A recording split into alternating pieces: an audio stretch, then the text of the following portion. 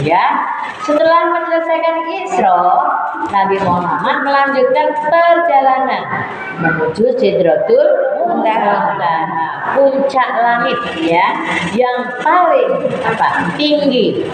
Nah, ini dikenal sebagai Mi'raj, berarti artinya kenaikan ya. Nah, berikut ini perjalanan melalui 7 lapis langit. Kayak apa ya, kita juga nggak tahu membayangkan. Nah, langit pertama, langit 7 nih ya. Langit pertama, Nabi Muhammad bertemu Nabi Adam. Nabi yang pertama Nabi siapa Bu? Ya. Nabi siapa ya? Nabi Adam yang panjangnya ya. Jadi Nabi Muhammad pertama bertemu Nabi Adam.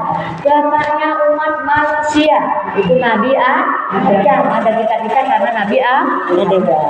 Ya. Di sini Rasulullah melihat apa? Jiwa-jiwa manusia telah meninggal, sebagian ada yang bahagia, ya.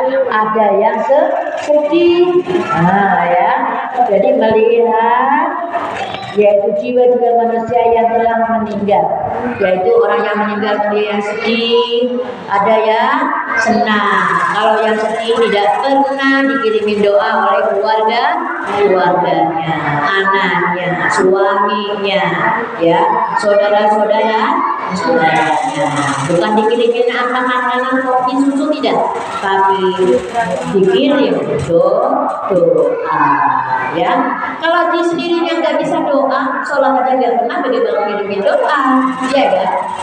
Nah, makanya kita disuruh selalu berdoa. Doa itu yang beribadah itu ya, banyak doa, kita suruh berdoa. Bagaimana cara berdoa kepada Allah? Menjalankan sholat 5 waktu. Kalau dirinya sendiri nggak pernah menurut, bagaimana doain suaminya, istrinya, ya kan? Sholat sendiri aja nggak pernah.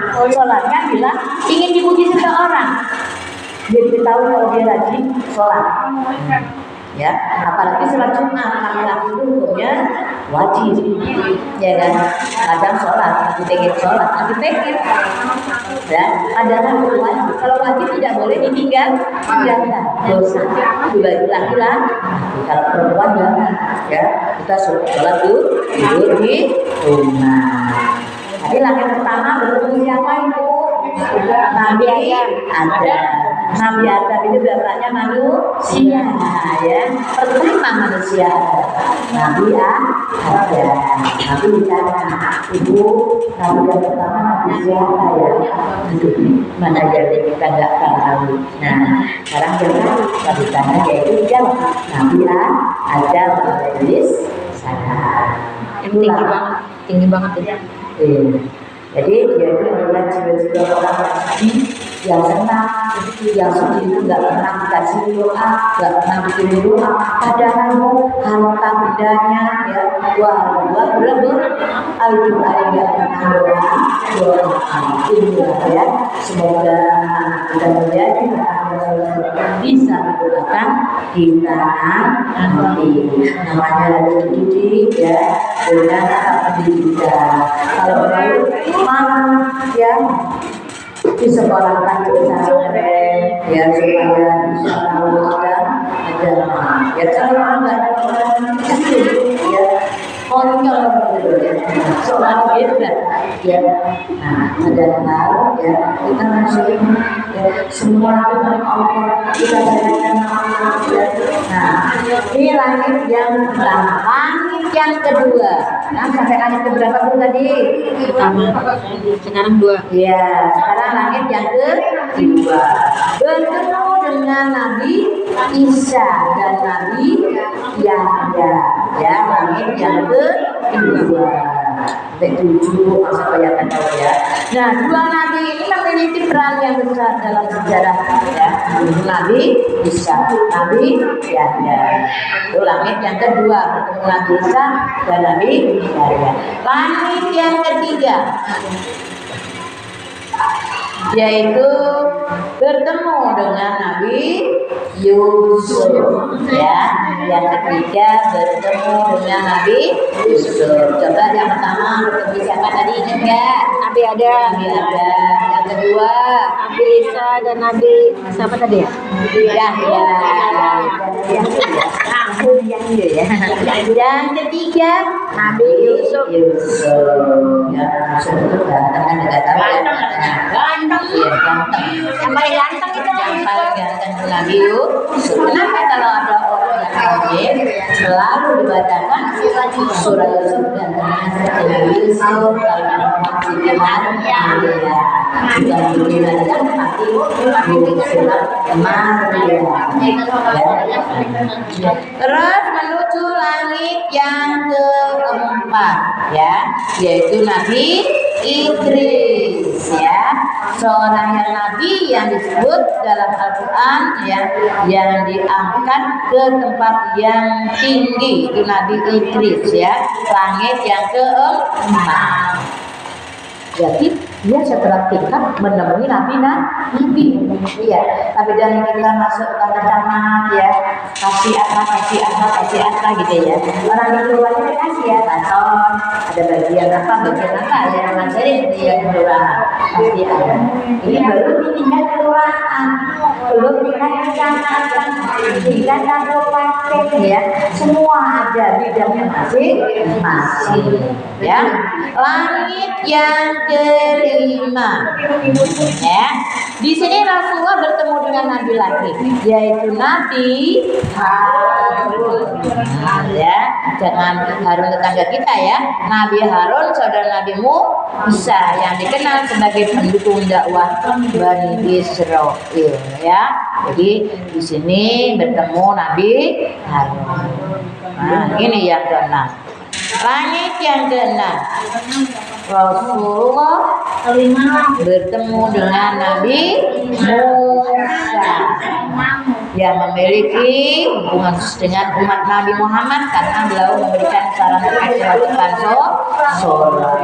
Nabi Musa itu mukjizatnya juga besar loh ya, bisa membelah laut, bisa tongkatnya menjadi ular. Kalau tongkat kita digeletakin nggak jadi apa-apa ya, kalau tongkat kita kalau zet itu udah jadi ular.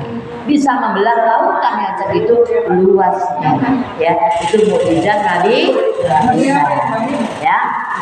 Nah ini langit yang terakhir, yaitu langit yang ke-7 ya, langit yang terakhir. Rasulullah bertemu dengan Nabi Ibrahim ya.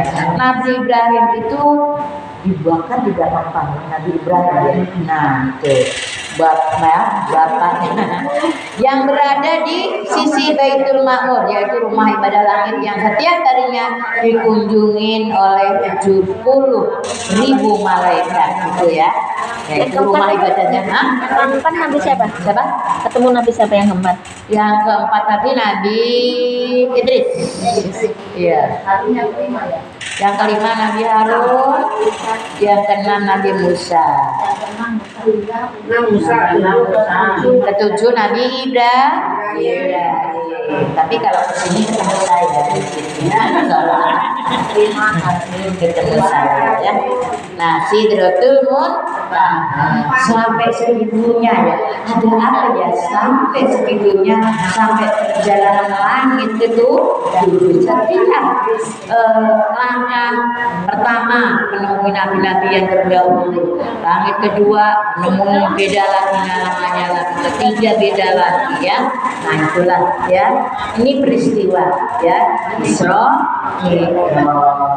ya.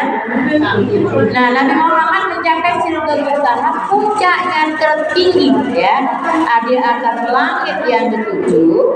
Nah disinilah Rasulullah melihat tanda-tanda ya, tanda-tanda kebesaran Allah yang luar biasa. Apa itu ya? Seperti gambaran di surga dan neraka. Di situ udah ada tanda-tanda surga dan neraka. Surga seperti apa? Neraka seperti apa? Nah, sekarang penerimaannya, perintah sholat ya. Nah, Sidratul Muntaha itu memberikan perintah kepada Rasulullah. Untuk apa? Melaksanakan sholat sebanyak 50 kali. Coba sampai jadi 5 waktu. Coba kalau 50 kali batuk kita kali gosong gitu ya. 5 aja nggak mau sholat. Malas saja 50 kali. Ibadah. Berkat siapa? Perjuangan Nabi Muhammad. Yaitu peristiwa yang mulia ini menerima sholat 50 kali sehari. Masya Allah. Namun atas saran Nabi Musa, ya Rasulullah minta keringanan. Minta keringanan sama Allah, Bu. Ya. Kayak kita aja kalau kita berhutang buat kasih ringanan apa, Bu? Ya. Keringan hingga kewajiban sholat ditetapkan menjadi berapa? 5 waktu sehari semalam. Tapi nyatanya dari tadi apa tadi? Ya tadi di suatu malam di bulan Rajab Allah memanggil Nabi Muhammad untuk menerima wahyu sholat sehari semalam